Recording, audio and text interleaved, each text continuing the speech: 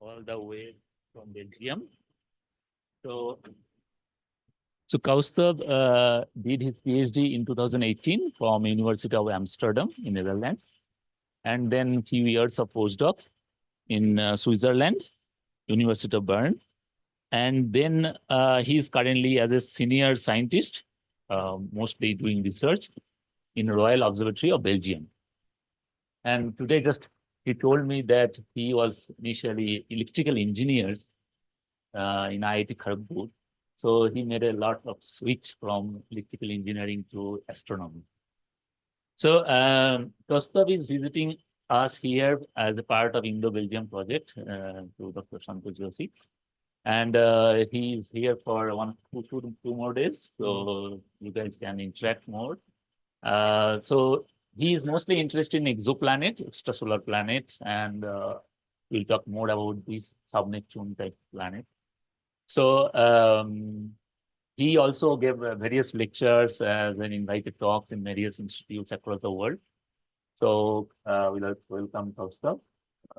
So your floor is open to you, so you can. I'll give you a reminder. Okay. Thank you, Surendu, for the generous introduction. Yeah, so I'm currently based at Royal Observatory of Belgium and TU Leuven, University of Leuven. So I have a dual affiliation. And within that, I'm building a research team on interior atmosphere interactions of exoplanets. And in particular, I'll talk about rocky exoplanets and sub-Neptunes. I'll go through what they are. But also, I see that there are many students in the audience, so feel free to interrupt me. Just raise a hand and then ask a question. Because there is obviously a lot of slides. I can fill up the hour, but the point is not to fill up the hour for me. It's more that you guys get interested in something, or if you have any questions, they get resolved. Okay, so let's begin. Okay, so in this animation, you see a lot of exoplanets. And what you see here is the solar system. And these dashed orbits are the orbits of the inner solar system planets. So Mercury, Venus, Earth, Mars. And then there is Jupiter, Saturn. So these are the orbits. And what you see in other smaller orbits are the exoplanets that have been detected. Obviously, the center is their host star, and then the orbits are tightly packed. And this is an observational bias because closer the planet to the star, easier it is to detect. So most of the exoplanets we have detected orbit very close to their star. And of course, they are in different sizes, ranging from really small to big planets. They have different surface or equilibrium temperatures. That's how we call, from really cool to really hot planets. So how one goes about detecting exoplanets. So you'll learn more in Yogesh's lecture tomorrow, but I'll give a very brief introduction. So you would imagine that like you take images of stars, right? So you can simply image a planet. So there is a method called direct imaging. And this is a system of 4 really giant planets, bigger than Jupiter, detected around a star called HR 8799. And you can see they did a lot of images. So they stacked them up over the years. And then you can also see them moving around the star. Now, the star light is blocked by the coronagraph. So actually, direct imaging is not really a good method at the moment to detect exoplanets, because the brightness contrast between the star and the planet is of the it can be up to 10 to the power 9, and it's very hard to remove the starlight and find a planet in the remainder image. So that's why the most popular techniques are indirect detection methods. One of the currently most popular is transit photometry. What happens in this is the planet passes in front of the star, and there is a dip in the brightness. The amount of this dip is proportional to the surface area it exhibits on the screen here. So what you are really tracking is the radius ratio of the planet to the star by measuring this dip. So you can identify radius of this planet. There's another method called Doppler spectroscopy. This might be more familiar to people working on binary stars. So because the planets also exert a gravitational pull on the starlight coming to us wobbles. And the magnitude of the wobble gives you how massive the planet is. And in fact, the first first planet around solar-like star was discovered in this way, and they got a Nobel Prize in 2019 for this discovery of 1995. So there are a bunch of other detection methods like astrometry, transit timing variation, brightness modulation, pulsar timing. There's also a characterization method, transmission spectroscopy. So it's nothing but it happens during the time of transit, but you don't only do photometry, you also do spectroscopy. So that way you can measure what is the composition in the atmosphere of these exoplanets. So by now, over the last 30 years, we have detected more than 5,500 exoplanets. So today's number is 5612. And this number keeps increasing quite rapidly. So what I'm showing you now is a histogram of number of planets versus the size of the planet. And what I like about this diagram, it shows you why exoplanet science is the fastest growing field in astronomy. So you see the dotted line is 2012. It means what we knew 12 years back. So this was our knowledge. So the dotted line follows here. So you can see we knew more giant planets. So there are also corresponding Earth, Neptune, and Jupiter here, just to give you an idea where we are on the axis. Already in 2015, we saw a jump in small planets compared to large planets. And this was thanks to the Kepler data. So Kepler discovered a lot of small planets. And in 2021 now, we have an even bigger peak for smaller planets. Of course, larger planets have also increased. What in this very basic histogram we can already identify, there are different regions. So one is like there are very few planets around the size of between the size of Neptune and Saturn, and this we sometimes call sub-Saturn desert. There's another feature which doesn't look very prominent here, but it will look more in the next histogram I'll show. It's called radius valley. It separates the population of rocky exoplanets from something we call sub-Neptunes. So effectively, you can classify these planets as rocky, sub-Neptunes, and gas giants. So rocky planets are mostly rock. The atmosphere has very little mass to contribute to the total mass, just like Earth. Gas giants are mostly gas. So gas dominates their mass, just like the Jupiter or Saturn in the solar system. But sub-Neptunes are planets which are mix of rock and gas. So none of them dominates, and both of them have huge role to play. In fact, a fraction of sub-Neptunes, it's interesting to think like the atmosphere dominates their volume, but their rocky interior dominates their mass. So they're a very special type of planet in that. So now I'm showing you a figure which is corrected for observational bias. So now you see the radius valley becomes more prominent. And also, depending on the age of these planets, there might be a prominent peak here, around here for young planets. And of course, there are gas giants. So I would now argue that we have entered from the characterization era of giant planets to small planets. By small, I mean rocky planets and sub-Neptunes. James Webb Space Telescope and VLT and VLTI instruments are doing great, are going to do already doing and going to do great science with this. But then there are also upcoming missions. Some of them I list here. So Plato is a space mission which will again look for more and more detections of exoplanets. But then there are follow-up facilities, like one we are building at KU Leuven called Marvel, which will measure the masses of these transiting planets. And then with the help of European Large Telescope, Ariel, there's going to be more characterization efforts.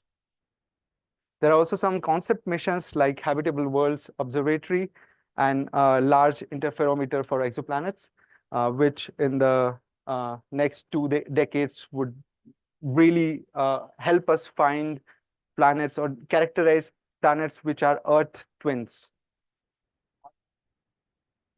Sorry?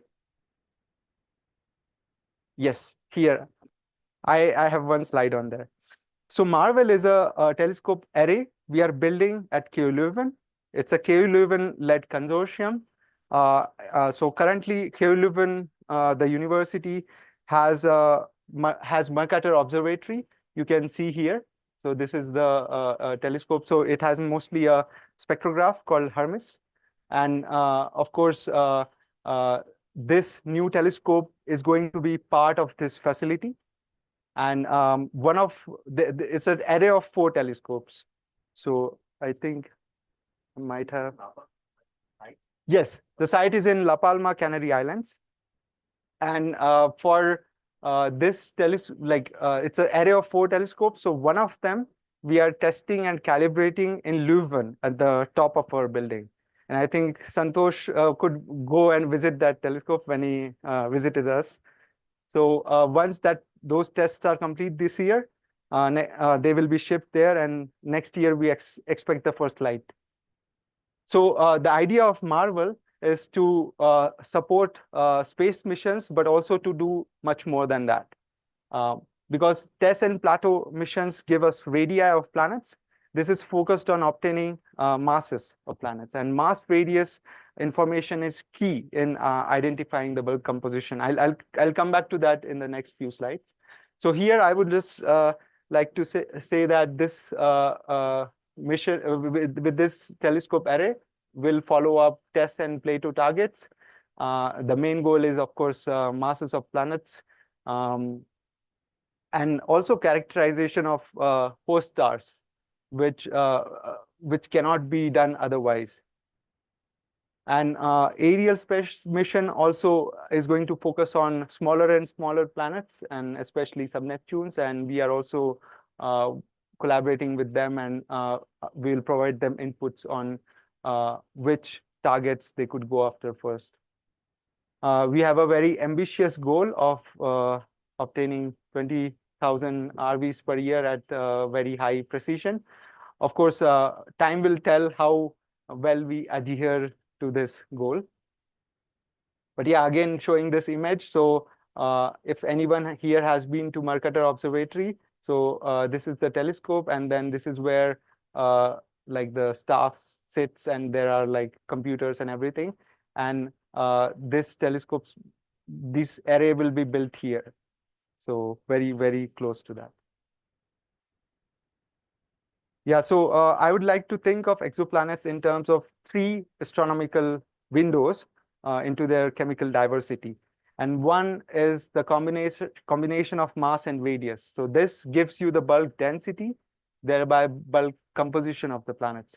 And in this mass radius plot, all these gray points are actually measured masses and radii of exoplanets.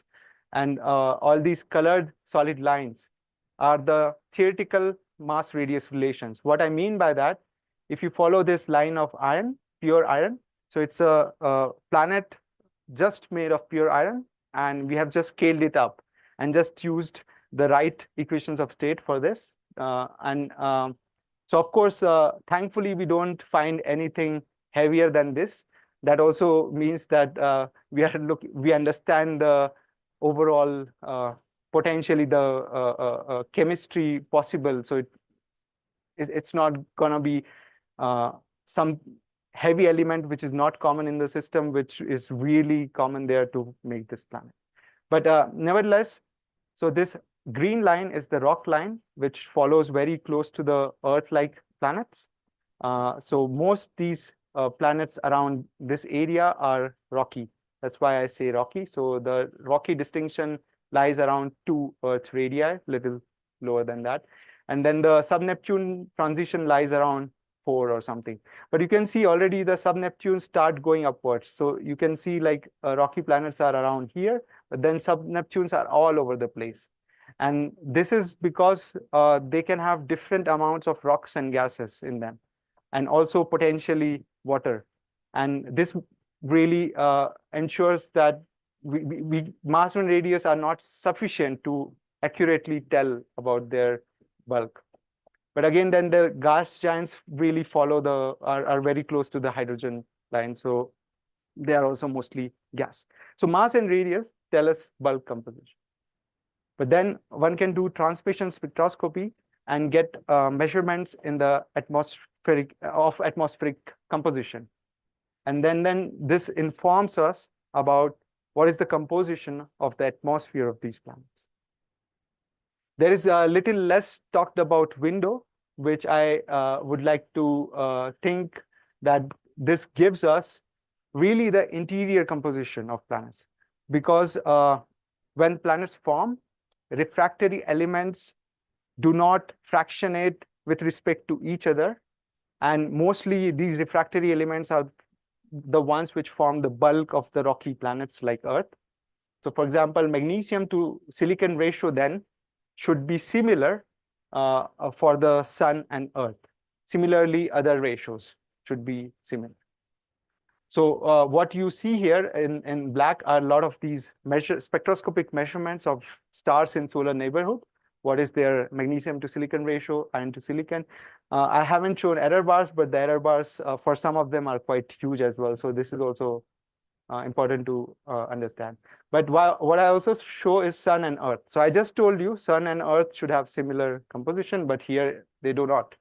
And this is something we know. So there is some discrepancy, and there are some planet formation processes which cause this discrepancy. So you can either correct for these, but also the error bars on some of these black points are really high. So they are much larger than the differences between Earth and Sun.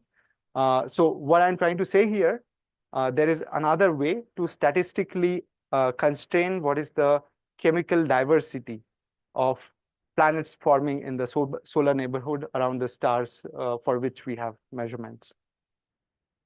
So to summarize, these 3 windows are like one gives you bulk composition, one atmospheric composition, and one interior composition. Yes.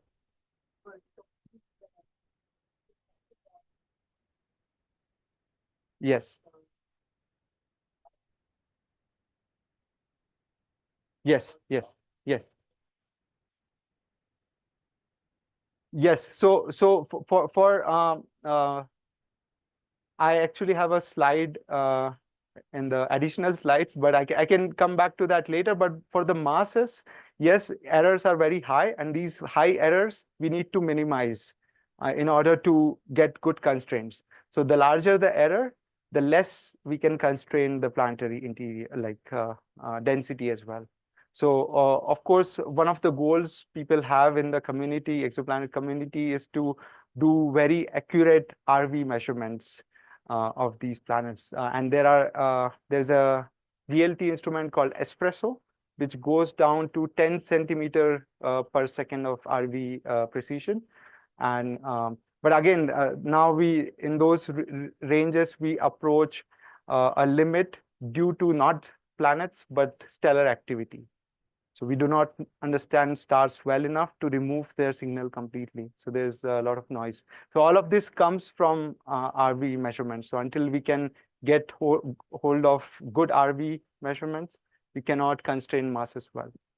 But at least for rocky planets, for example, or for gas giants, it's the mass radius doesn't bother us that much. Okay, for individual planet, it will be hard to identify.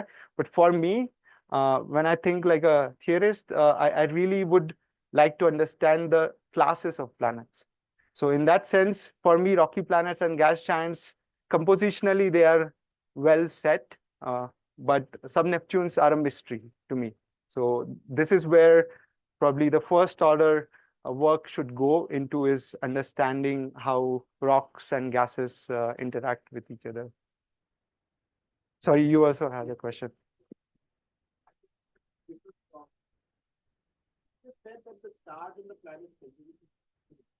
Yes. Yes. But in our solar system, if you can take it potential. Yes.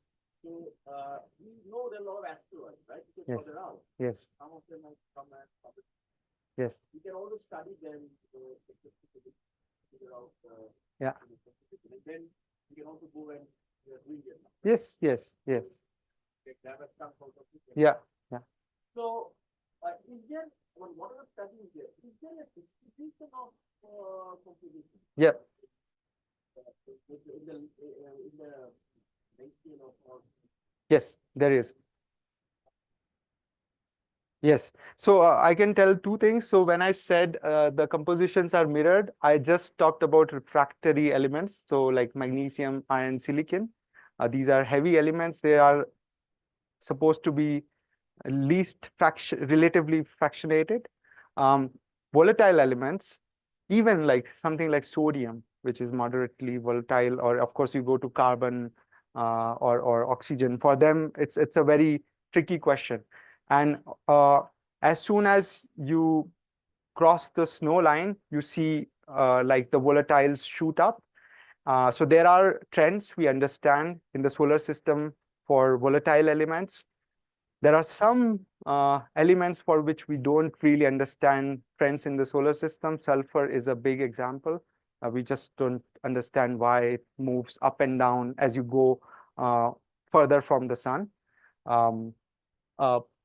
For the very specific cases like here Earth, if I also plot Mars, it will be somewhere here. It won't be exactly close to Earth. It will be somewhere here. And for these are mostly attributed to planet formation. So after these building blocks came together, there was differentiation within the planet, and different elements got fractionated differently. Let's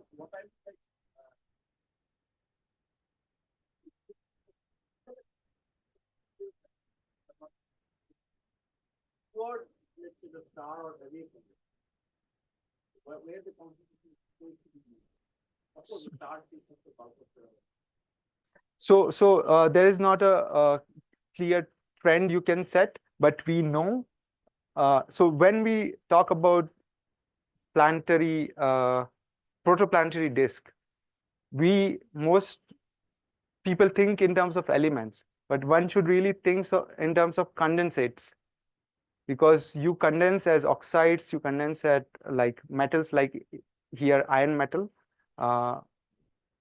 but also you can condense like in terms of sulfides, carbides, and things like this. So now we are not limited to thinking in terms of elements. We should really think into terms of oxides and all of this. And people do these studies. There are like n-body simulation. First, there is like something called, I'll also briefly go through this. So in protoplanetary disk, as the gas cools down, you start condensing out one solid after another. And this is a thermodynamic process. So we know from even lab experiments when this should happen, what this should happen. So when this is coupled with n-body simulations, you can really track the chemistry of these different solids and then how they coagulate to form bigger bodies. So some people like Sean Raymond, they are doing this quite well. And we know to a certain extent how these should behave. But then there is also a lot of stochasticity of these events. So in exact predictability, this is difficult. So yeah. Okay, so keeping in mind these three windows, something else I would like to talk about is interior atmosphere interactions. normally, like when an exoplanet observer looks at an exoplanet, they would get the really top layer of the atmosphere. So when they talk about atmospheric composition, this is really at millibar levels in the atmosphere, what composition there is. But as you go deeper and deeper, a lot of things change. The pressure, temperature changes. There could be different processes, like general circulation in the atmosphere, which can change composition. But here I even go further. I say that the interiors of planet also change the composition. This we really know for Earth. Earth's atmospheric composition is not primordial. It's secondary. It has all resulted from interactions with the interior. And this is a photo of Mount Etna in Italy and Sicily. So where you see all these gases being spurred out. So it's one of the important contributors of gases we see in the atmosphere, especially volcanic gases. So people really calibrate a lot of their rates of Earth's outgassing into the atmosphere to this particular one volcano even. So outgassing is an important interior atmosphere interaction which produces this. Then there's also something called geochemical cycling. So what is shown here is how rainwater reacts with rocks in the presence of CO2 to really capture CO2 in carbonate rocks. So this is a process happening on today's Earth, which makes us a different planet from Venus. The near surface CO2 budgets of Venus and Earth are the same, but we have like 0.4 millibars of CO2. Venus has 95 bars of CO2. There is like 4 to 5 orders of magnitude difference. And this is thanks to geochemical cycling, which is enabled by plate tectonics. Then there is another one, which is a recent idea, especially for sub-Neptunes, because these sub-Neptunes will have atmospheres that are in between of what we have for Earth and what we have for Jupiter. So they will have hydrogen-rich atmospheres, but hydrogen won't be like 99% in atmosphere. It will be less. And this makes the chemistry of the atmosphere very interesting. And also some of these planets, quite a big fraction, have been suggested that because they will have these really thousands of kilometers thick atmosphere, they won't allow their formation heat to escape efficiently. So they can have a magma ocean after 9 billion years of evolution. Earth's magma ocean was lost within a million years or so, or it crystallized, that's what I mean. But for these planets, there would be then magma atmosphere interactions going on today. So when we look at these planets today, we might be seeing some signatures of their interior. So this is also something which is really close to my interest. So what I argue here is knowledge of interior properties is key to understanding small planets. Okay, for large planets, interior is negligible, so you can neglect, but not for small planets.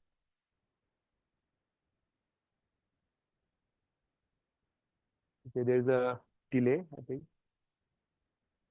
I'm on the next slide here.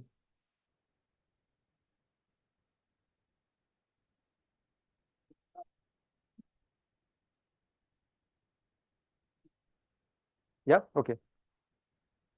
Okay, so no, I think there is some kind of, so I'm not even touching delay happening. Yeah,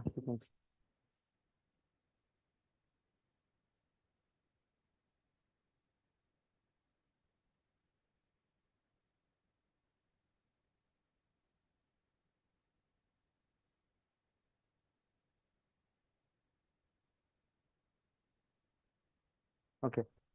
Okay, so now I would really like to come to the science part where I have also contributed. So there's, I would first like to talk about chemical diversity in rocky interiors. And first, let's talk about solar system-like stuff.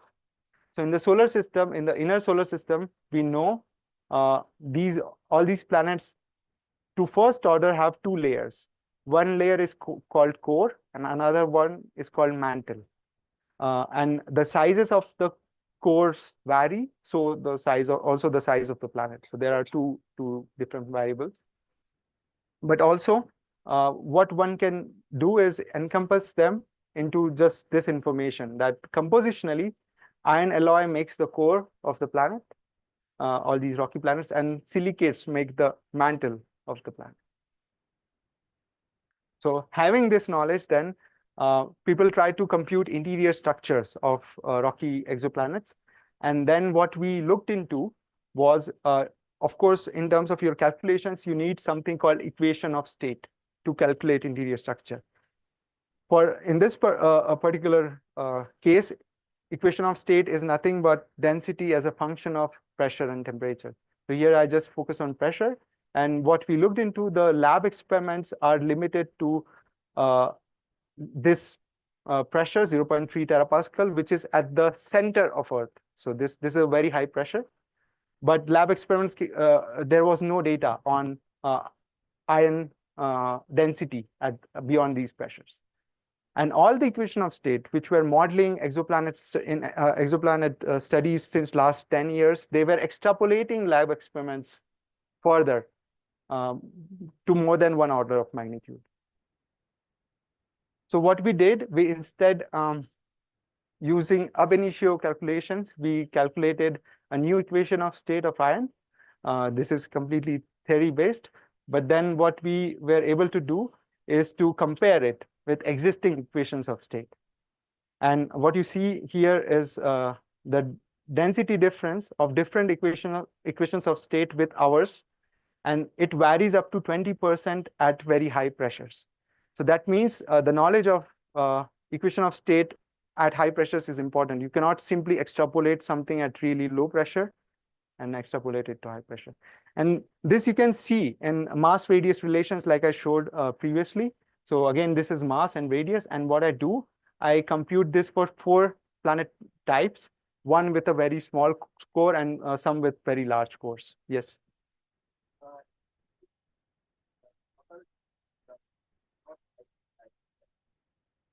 So this is completely based on, so none of the planetary equations of state are ideal gas, because ideal gas works for stars, but does not planets. So there are a lot of different equation of state formulations based on theory.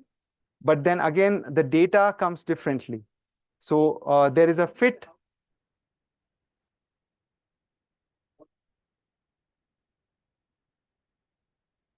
But there are other formulations, like there is a Boucher-Monaghan equation of state. So this is based on elastic properties of spheres. So you then involve the thermoelastic parameters into the equation of state. And these some of them can be constrained very well, like compressibility of iron. And this all goes into these equations of state.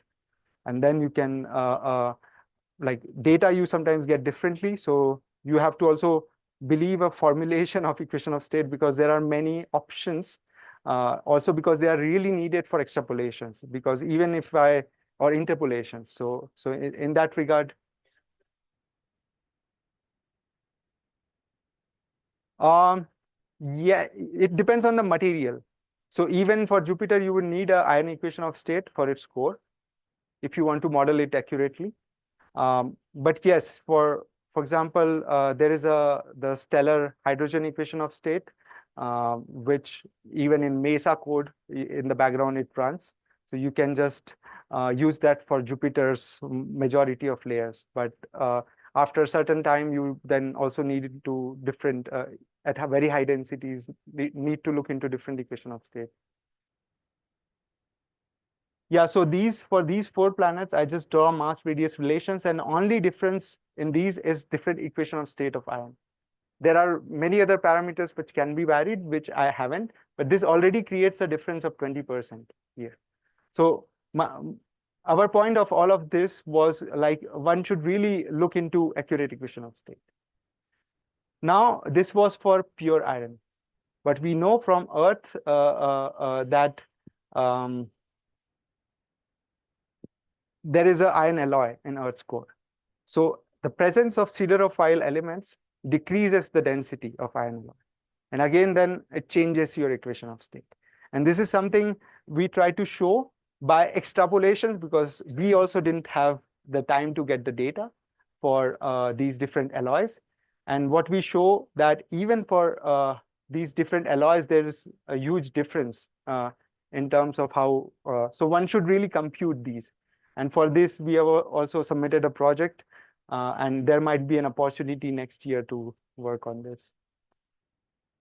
So what I want to say here in short is iron alloy equation of state will be also very important in saying something also for Sub-Neptunes. So there's a paper on Sub-Neptunes which also discusses the impact of different iron alloys. So now this was all very solar system centric. Now what if the exoplanets have quite different composition from those we find in the solar system? So coming back to the protoplanetary disk, where different compounds are being condensed and they are coagulating to build up into larger planets. So depending on the overall composition of the molecular cloud, this might result into planets which are richer in some elements or compounds than others. So again, I show this figure, and the only message here I will give, because I already explained it before, is the extent of the diversity in these compositions give us a statistical way to, for example, if you go out here, you pick up a rock, it has a certain composition. How different could it be on a rocky exoplanet? So this kind of statistically gives us a way to set limits. And why this is important? Because this can change a lot of things for the planet. So for Earth, plate tectonics is very important, and it has a single layer solid state convection going on. So Earth's mantle is convecting, but in the solid state. So what you see, if the ratio of magnesium to iron, so this is Earth here, if the ratio of magnesium to iron really decreases today, suddenly you say, okay, we change the composition of Earth, we decrease it a lot, you will be in this red regime, where you will have two-layer convection in the planet. And this will then change how planets' thermal evolution takes place. It will also change how, if this planet will have plate tectonics or not. So this information is also very crucial. This not only does just for thermal state of the planet, but also volcanism. And outgassing is important because this is something we can observe with telescopes. So every rock melts at a different temperature. And how these ratios vary will change at what temperature these rocks will melt in order to also play a role in volcanism. Now I go away from refractory elements and start talking about volatile elements. But I'll again say, in this regime, I'm limited to refractory condensates. So what do I mean by that? So carbon to oxygen ratio is a key ratio in planet formation theories. People make a lot of predictions from this ratio.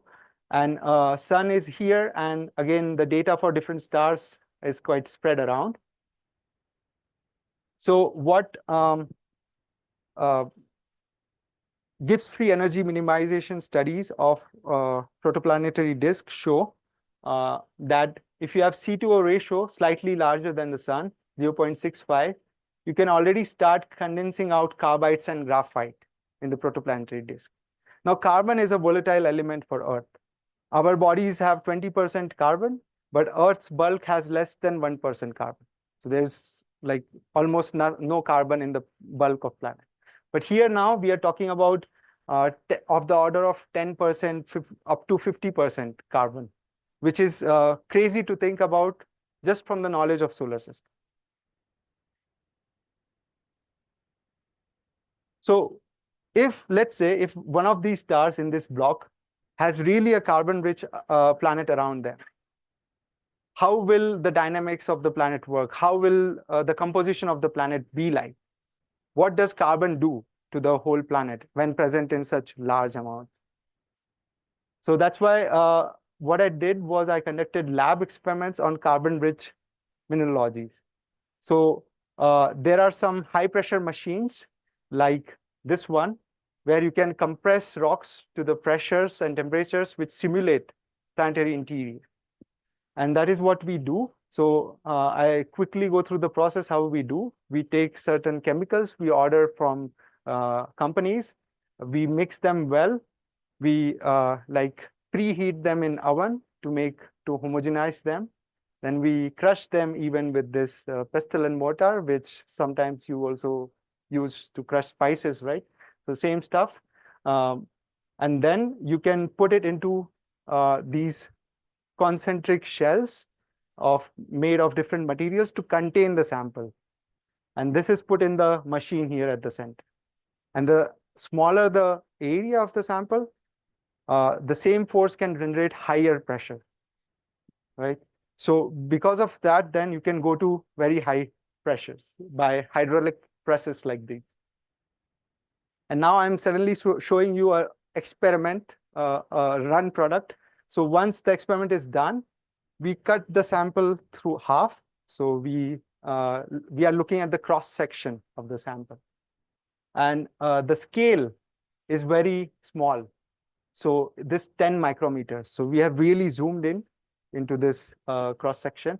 And what you see is different phases. So this blue one is olivine, which is a major silicate in upper mantle.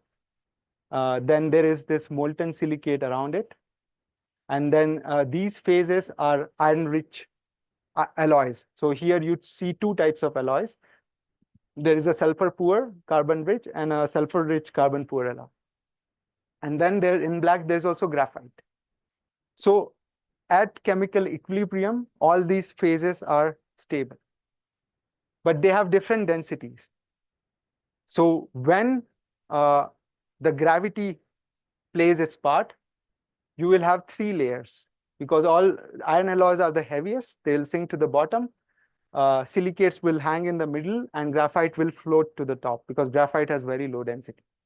But interestingly, graphite also has very high temperature. Its melting temperature is almost twice so as much as silicates. So instead of 2000 Kelvin, it melts at 4000 Kelvin. So when you have a silicate magma ocean, you will have a solid graphite floating on top of it. So then you would get a planet something like this, which is an iron alloy core, silicate mantle, and graphite load. Now, there is no information on what these planets can do. And then I looked into interior structure models of these planets. And what I tried to do, because transit photometry gives us radius of the planet. So I said, okay, this planet has a fixed radius. And now I vary the carbon content. So as you go to the right, I add more and more carbon to the planet. And what you see, the mass decreases up to 10%. So this means that graphite has, because of its low density, graphite decreases the mass of the planet. So even if it has large amounts of carbon, it can be observationally constrainable if the masses could be precisely detected. Now let's talk about thermal evolution. So when there will be a magma ocean, there will be two possibilities. Depending on the equilibrium temperature at which this happens, carbon can either float on top or it can stay the silicates as diamond. Why? Because diamond has similar density as silicates, but not graphite. Graphite is very low density. So in principle, there could be three scenarios. There could be just graphite only lid on top. There could be a silicate diamond mixed mantle, or there could be both of them present in the same planet. So here on the top, what I tried to study is the first case when there is only graphite on top.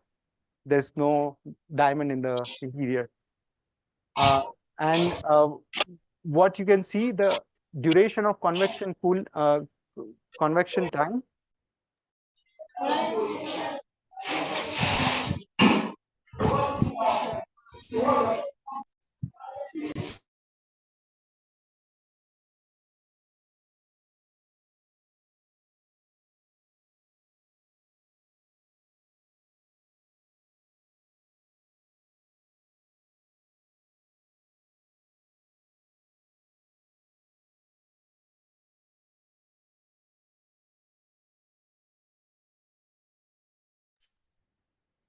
Yeah.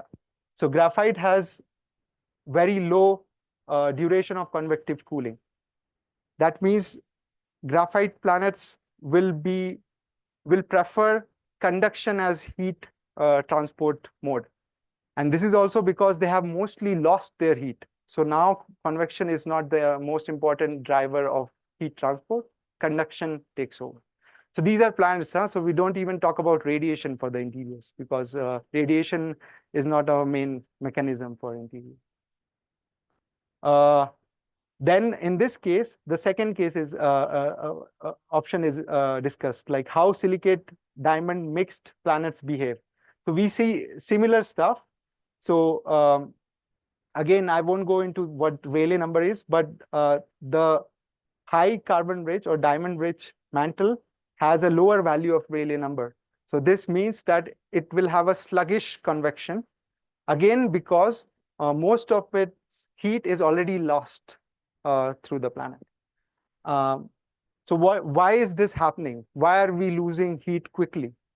This is because graphite and diamond have very high thermal conductivities. So in thermal evolution calculations, there's another parameter which goes into the calculation, which is thermal conductivity of that material. So of course, this is material centric calculation. And then these planets will effectively, what I think will be potentially very low in volcanism.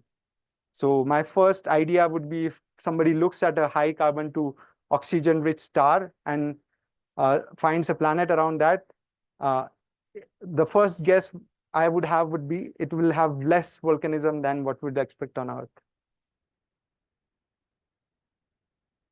So another thing I noticed, I was adding silicon carbide in the powders of my experiments, but it was disappearing. There was nothing left in the final product. So this really bothered me during my PhD. So then I designed an experiment to calculate the reaction between a silicon carbide layer and a carbon-rich planet, and then study this reaction. So before this reaches equilibrium, I stop the experiment midway and try to see what happens. And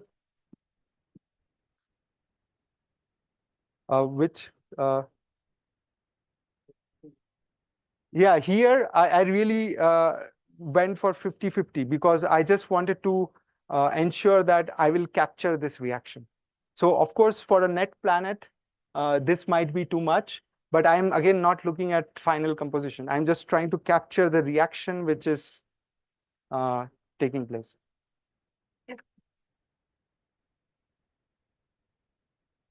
So that comes from this. So when you look at a protoplanetary disk, so even just so the elemental ratios of the stars, and then there are models which people run to condense these compounds in the disk. So I took an existing study where they looked into a carbon to oxygen rich composition of the protoplanetary disk, and I used that as a starting composition for my experiments. So this is in some sense not too different from Earth's bulk composition, but very rich in carbon. So that is the simple way. Of course, some things were different. Yeah, so you see a lot of stuff again in these images. This is also zoomed in images, but these really small things, these are just forming. So that's why these are very, very tiny. So in this reaction zone, we managed to capture things which were like things in action. And then we could derive a reaction for this by measurements with electron microprobe. And you see how silicon carbide then here reacts with iron oxide to produce quartz, iron silicide, and graphite.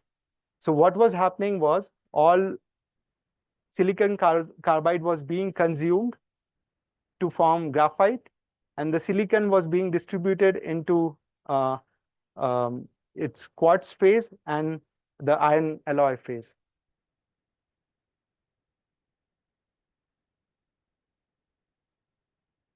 So I will wrap up this part and say that when you now think of a rocky exoplanets, I believe I've convinced you not to just think about a solar terrestrial-like planet, but also keep the mind open for other possibilities, which can have drastic consequences on how planet formation happens, how their evolution happens, and also in terms of search for biosignatures.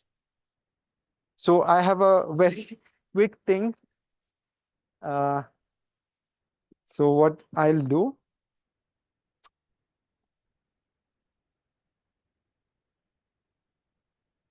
I'll show you an experiment which I did, and then you can try to take a look at it with a handheld microscope and see what you can find.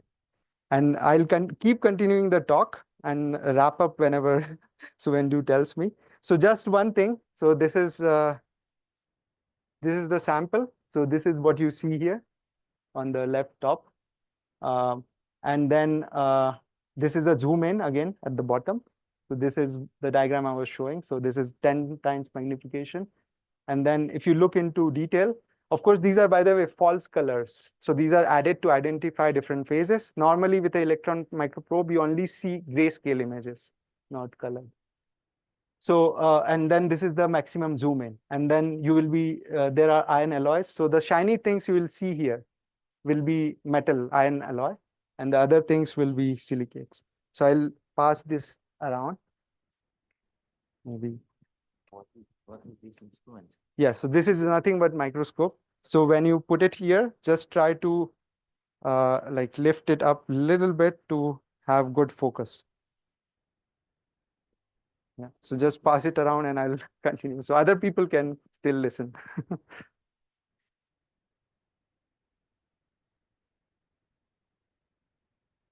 Okay, now I'll talk a little bit about the interior atmosphere interactions. Here again, I'm talking about volcanism and quantity which we in geochemistry like to call oxygen fugacity. So this determines rock composition for short. I won't go into much detail, but there is one important thing to note is when Earth's magma ocean formed, it crystallized and it released gases dissolved in the magma ocean. And on the left, you see at the magma ocean stage when everything was molten, this was the composition of the atmosphere. And as the planet cools down, different gases come out. And this changes the resulting atmospheric composition. So as you go to the right, that is what's happening. The composition is evolving. In this particular study, there's a lot of information here, but what I would like to say, this was the standard model of how Earth's early composition was, and thereby most rocky exoplanets. So this composition is dominated in steam, so water vapor, H2O. And the idea is, of course, this steam cools down and forms oceans on the surface of water. But the earliest atmosphere was already, it was a classic understanding that it should really have a lot of water vapor. But what we show with our model is this is not true, because the first surface lid, when it forms, there are already 30% of magma ocean still molten in the interior. So water vapor is very soluble in silicate rocks. So this is also something to one cannot necessarily imagine, but water dissolves quite readily, and it's one of the most soluble gases in silicate rocks. So what we show here, the atmospheric composition is very carbon dominated, carbon monoxide and carbon dioxide. And our idea was then these planets, or early Earth or other rocky exoplanets will have carbon dominated atmospheres as their first atmospheres and not water rich. And this has, of course, a lot of implications on when water came to the surface as in liquid form and when plate tectonics begin and so on. Now, this oxygen fugacity thing, which controls which is a proxy for rock composition in some sense, this also changes the composition of the atmosphere, but it still keeps it carbon dominated. So from carbon monoxide dominated, it becomes carbon dioxide. but it still stays carbon dominated. And that's because water is still very soluble. And again, there is now like a community which tries to look into it, and then they have looked into quite different type of atmospheres that rocky exoplanets can have. And they range all the way from very reducing atmospheres, like even some amounts of hydrogen, to sulfur dioxide rich atmospheres. So how much time do you have? Okay. So now what I will do, I will talk about carbon cycle and then go to the conclusions. So this geochemical cycling I was talking about, this is important for Earth to maintain liquid water on surface for long periods of time. So it acts as a climate stabilizer. So when there is too much CO2, like we are producing as humans now, the Earth will take care of it by intense silicate weathering. So the silicate weathering will increase, capture CO2 and put to rocks. Only problem is this will happen in 1 million years. So we are not safe, but the Earth takes care of it because in Earth's history, carbon dioxide fluctuated quite a bit and Earth has taken care of it. So what I also wanted to say here, this is Venus and this is Earth. Venus is just outside the habitable zone towards sun, and Earth is close to the edge. So as sun becomes more luminous, Earth will also leave the habitable zone. What we try to show in this review paper is if you have a wet planet which has a CO2 cycle operational, its volume mixing ratio should sharply decrease as you go from distances far away from the star. So in this plot, the star or the sun is on the right. And as you go to the left, you're further away from the star. So when you are really further away, all water is frozen. So there is no carbon cycle again. But as you come in, water is liquid and carbon cycle starts operating. CO2 levels come down, and they can come down to very low values, several orders of magnitude. And then as soon as you cross the habitable zone, so you come to the right. So mind you, this is the edge of the habitable zone, and this is the habitable zone. So I made the edge very broad because when this transition happens is model dependent. So anyway, there will be a huge jump as you go from inside the inner edge of the habitable zone to just further toward the star. And this jump can be statistically observed. And there are a couple of other papers who have also highlighted this, that in the future, if you can look into 80 or 100 habitable zone planets, you might be able to tell even if carbon cycle is a universal process or not. Yeah, yes, that's my guess as well. So what I'd like to show that what current models assume is kinetic weathering. This comes from, again, Earth-centric observations that today on continental Earth, kinetic weathering happens. But I try to look beyond that, and I try to explore 3 limits. One is the thermodynamic limit, and one is the supply limit. And what I found was weathering increases at temperatures like today. But if we go to very high temperatures, weathering decreases. So there is a turnover. And this turnover is because you move from kinetic limit to thermodynamic limit of weathering. So that means that all the models which assume like a linear line in this, they need to be updated to really see what are the consequences of this kind of turnover. And then it, meaning reactions have attained chemical equilibrium. So there is no forward or backward reaction anymore. It's an equilibrium. Okay, I will then go to the conclusions. So I hope I conveyed the message that rocky interiors can be quite chemically diverse than what we normally think of. And these chemically diverse interiors are subjected to high pressures, temperatures, and other conditions. So we need data for that, because most of our data is Earth-centric. So because it was a requirement to study Earth, and there is very little data. So there is also need to go do more ab initio calculations and lab experiments.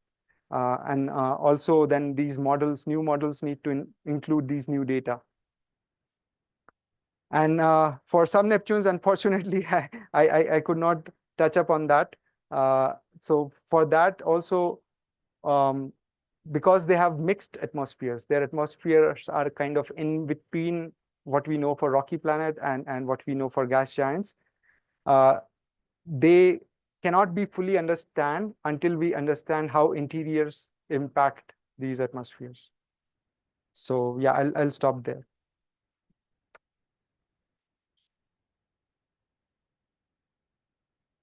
Question?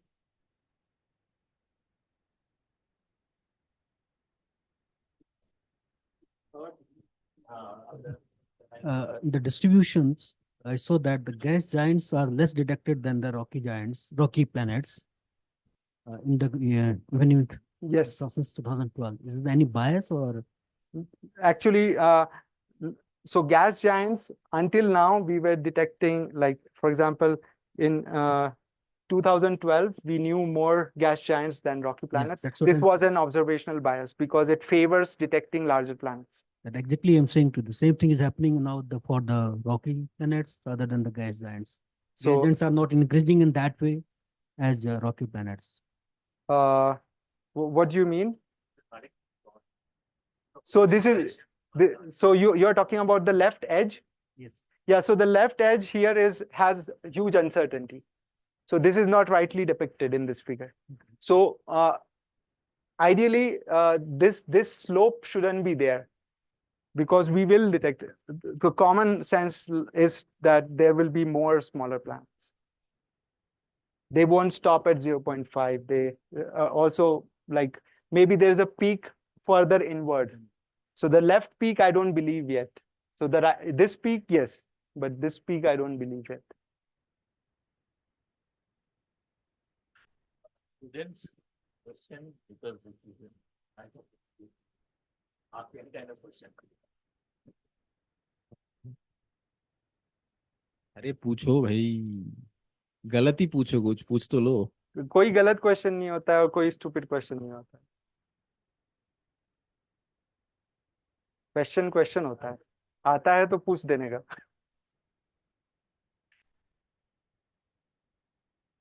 As we know in radial velocities, we need to compute the inclination angle also Mhm. for getting the mass. Yes. So how are you planning to do that for Marvel? Yeah, so you're absolutely right. He's talking about V sin I, that translates to M sin I. So sin I is the sign of inclination angle of the orbit. So in principle, if you search for a planet and like you use radial velocity to detect a planet, it could have any inclination. And then you have to be honest that you don't know the mass, you know the M sin I. But for transiting planets, what happens? The planet is transiting, right? So the inclination angle is already very close to 90. So when you detect the M sin I, the sin I is very close to 1 already. So for transiting planets, masses the M sin I's are quite close to true masses. But of course, even for some transiting systems, there are non-transiting planets. So those probably will have larger inclinations, and the ones where you are sure, like for Proxima Centauri b, the closest rocky planet to us, we do not know the radius because it's not transiting. So we know the mass, we know the M sin I, but we do not know its radius or its true mass. So the rocky planet might still, I don't know, be not rocky.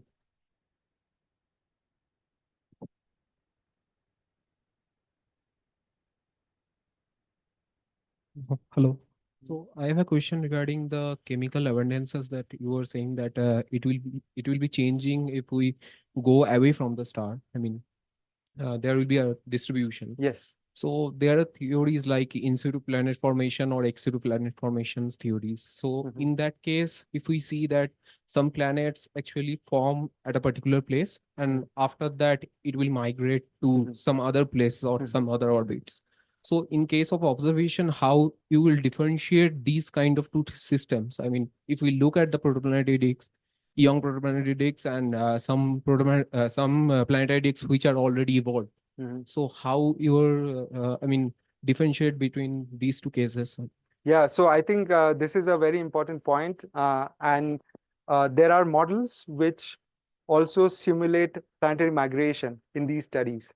So one of the studies I showed, they did two calculations, one without planetary migration and one with planetary migration. And then they also show the distribution of how planets came close by and so on. But observationally, is going to be challenging because you won't know for sure if there was how strongly there was plant formation or not. Of course, there are a lot of compact planetary system which many people believe are for sure there's planetary migration which took place. But then they can say that there was planetary migration, but they cannot truly say from how far these came in.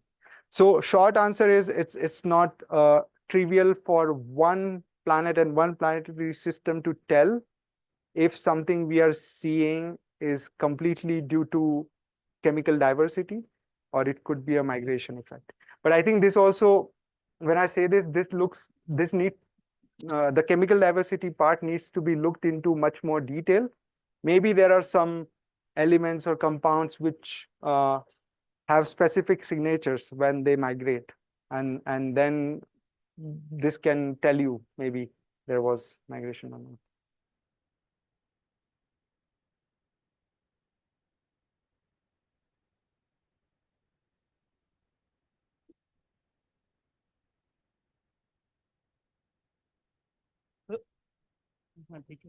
So in that plot for number versus radius, that plot for the massive planets also in the next plot, I guess.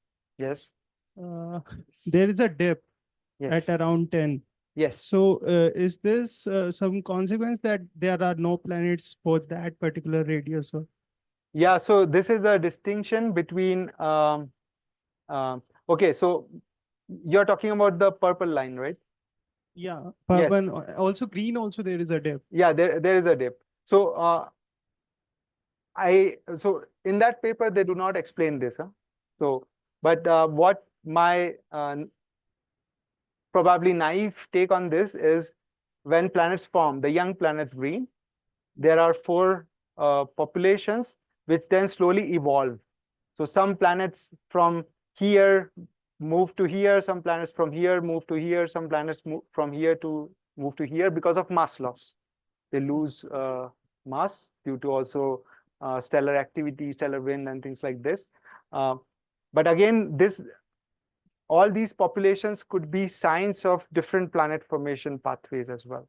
The really giant planets far out could be gravitational instability planets, and the closer ones could be core accretion planets or plus pebble accretion. So this could be the case.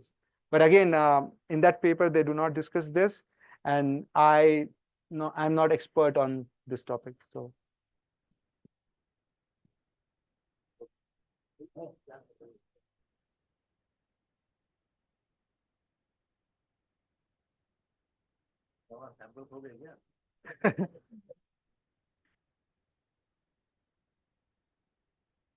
Yeah. Go ahead. Sorry. Yes, sir. Sir, Wissing decides the habitable zone of any star, temperature only or some another parameter? Yes, that's a good question. So normally, temperature is the first most important parameter. Also, surface temperature, and this works in a way that you just don't. It's not only stellar luminosity, but we also assume that there is an Earth-like planet first in the habitable zone, which has a certain background atmosphere. not too thick, because if it has too thick atmosphere, it can again interfere. So what people do, they use Earth-like parameters. They do energy balance in the atmosphere, so energy from the star being reflected. Also, there might be heat flux from the interior of the planet, so all needs to be balanced. So they do these calculations. So there are other parameters which come into play. The opacity of the atmosphere, there could be, and which is a function of chemical composition. Then there could be inversion in the temperature profile of the planet, which also has an important effect on how things, how it radiates heat back. So there's another thing, which is the reflectivity of the planet, like the albedo of the planet, how high or low it is. This also contributes to that. So if you do the full radiative transfer calculations, there are many other parameters. But if you take an Earth-like planet and just move it around, yes, the simple proxy of surface temperature kind of works. So this is where liquid water could be present. So you look at the water phase diagram and you look at your calculations, and then wherever they overlap, this is the habitable zone. One more question, sir. The edge of planets and their satellites are same or different? Planets and satellites. This could be different, because I don't know if you followed, there was some news about sometimes like new moons, and there was also a news about some icy moons of Saturn having age of the order of 1 million years. Sometimes there is also a ring formation theory for moons of Saturn. So they could be like replenished by the rings of Saturn and also destroyed by tidal effects. So satellites can have different ages, I think. But Earth's, we know it is almost as old as, like moon is almost as old as Earth.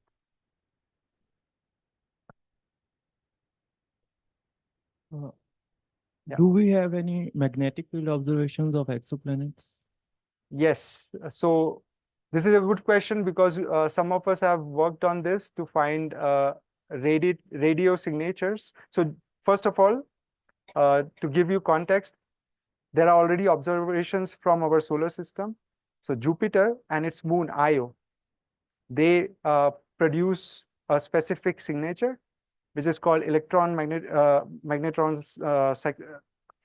cyclotron magnetic instability, and this produces a magnetic field which is different from Jupiter's natural magnetic field. So this kind of signature then can be observed. This is the, instead of moon planet, this can also be star planet interaction. So this is also possible. But yes, there have been searches going on since last 10 years or more in radio frequencies. And for this project, we also use GMRT even. So the short answer is there is no like purely confirmed detection. There was a Nature paper which claimed a magnetic field on that, but there are some follow-up studies which don't think so, and so on. But there is active community in search of magnetic fields in different wavelengths, and radio wavelength is also one of those wavelengths. So yeah, that's something people are looking at.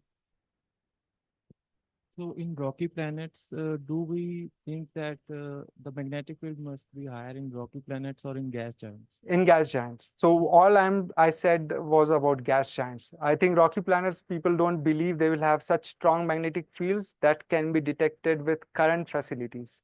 With current facilities, I think giant planet magnetic fields which are stronger can be detected. But you never know. Huh? The exoplanet science surprises us. Maybe some strange rocky exoplanets have very strong magnetic fields, because we also don't understand the core dynamo theory, which generates the magnetic field of Earth very well. There are understandings, but we don't, it's not very predictive. Yeah, I was thinking like in two-layer model of convection, there might be more magnetic field. But that is how the magnetic field of Earth is. So Earth's core has two layers. It has an inner solid core and it has an outer liquid core. And the movement of outer liquid core around the inner solid core produces the magnetic field we have, which protects us from the sun.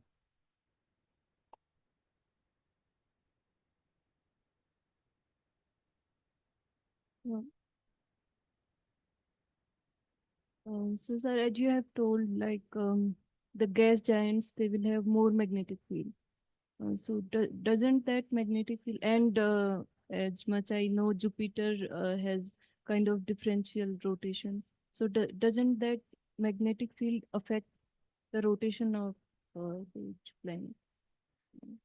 Yeah, so this is the effect of magnetic field on giant planets' atmosphere. I would refrain from saying anything about this. I don't know in depth about this. If I say something, it won't be fully accurate. So I won't say much.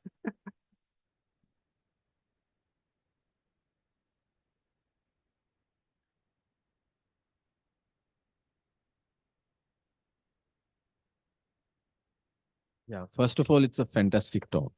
Yeah, Okay. thank you. Now the question is very simple from my side. I asked too many questions anyway. So, It's good. yeah. So when you say habitable zone, okay, so how biased is this notion of habitable zone? Because we know what we call habitable zone of Earth is very much, I mean, Earth's temperature ranges and so on. It's very much, dependent on our 23-degree tilt, right? Life is possible because of the 23-degree tilt. If it was not there, we wouldn't have seasons, and then who knows, we would have, life or not. So what are the parameters for habitable zone? I mean, So, just replicating Earth may not be a very good idea. Yeah, so I would like to point out that habitable zone and habitability, these two are completely different definitions. So whenever I said habitable zone, it didn't need to have life. It just needs to have liquid water on the surface. That's it. Now, what you're talking about, these are add-ons which can make the origin of life possible. And for this, I think normally people in these kinds of models cannot make these predictions, and they don't do, rightly so. So they don't go on claiming if this is suitable for the origin of life or something. I think, yeah, going back to how, now I'll answer how accurate or how Earth-centric this habitable zone concept is. So yes, I think it is Earth-centric. So we didn't even talk about, like, this inclination is beyond the scope of this question, but even whatever people do for simply silicate weathering. So they assume present day rate and they just use it everywhere. And then some sophisticated studies use the kinetic weathering as a function of temperature, and then they use it. So that's the most sophisticated people have done. But now what we try to show, we need to also move on beyond that, because we are looking at very small temperature fluctuations of 5 degrees or so, and we think, okay, we know the whole 100 degrees where water is stable, or also beyond, because at high pressures, water is stable until like 500, 600 Kelvin. At those conditions, we just don't know enough. So there needs to be first some more lab data, which could be calibrated to models. But also within what we know, I think there will be a turnover of kinetic weathering to the thermodynamic, and that the impact of that is not known. So yeah, these are the ways to move away from Earth-centric concepts. Further question, comment, anything? Yes. There's this big push now towards finding life in other places.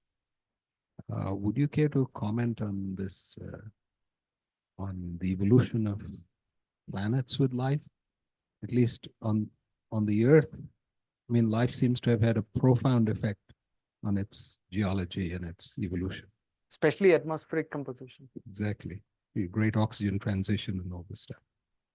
So what's your take on finding these things with, what would you ask for a signature of life on another planet, for instance?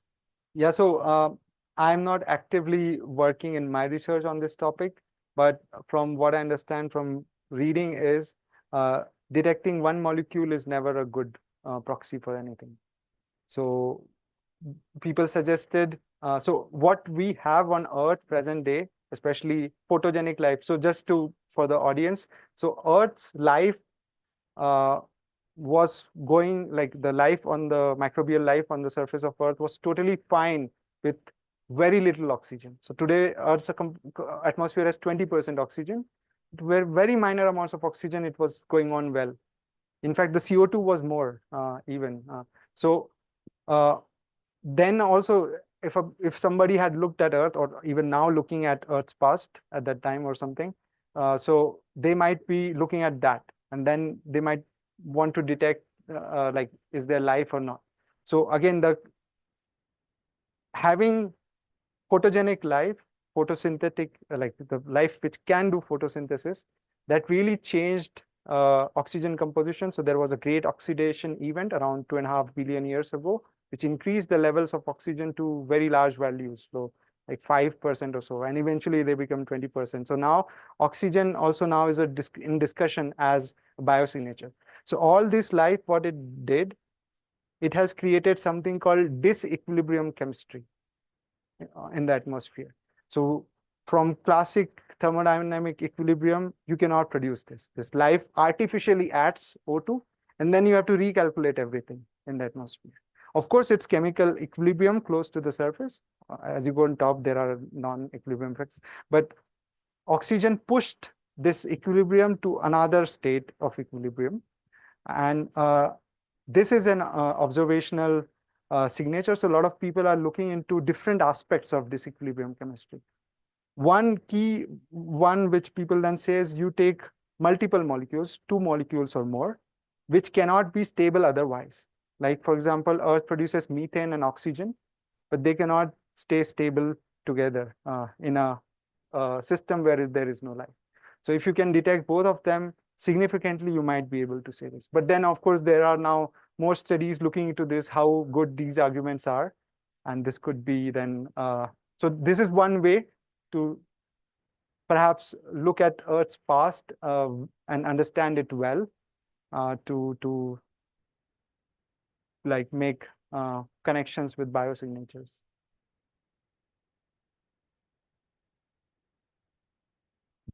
So I was thinking about this Marvel program which you have started.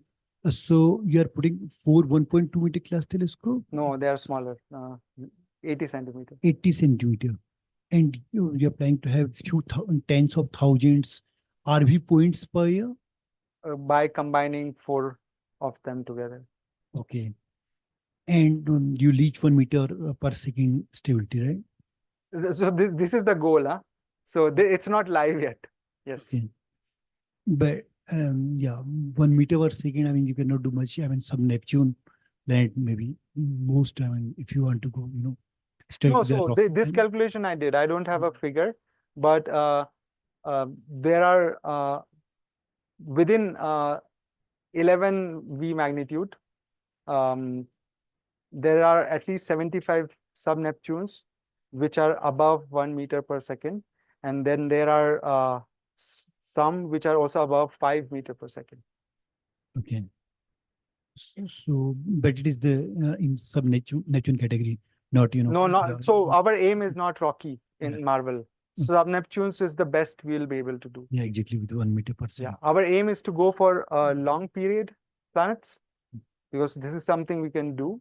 We'll be able to get hold of long period data, so we can really push towards the snow lines. So what kind of science program actually you're planning? Because in future, I mean, people normally are thinking about the few tens meter per second or 1 centimeter per second kind of rate velocity stability, where they can go even, small mass, small radius, kind of planets. So having this 1 meter per second RV stability, what kind of science program?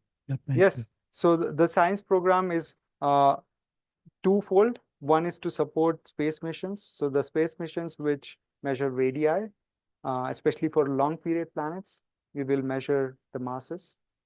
And the second aspect of it is to hunt for long period planets, amongst them non-transiting ones.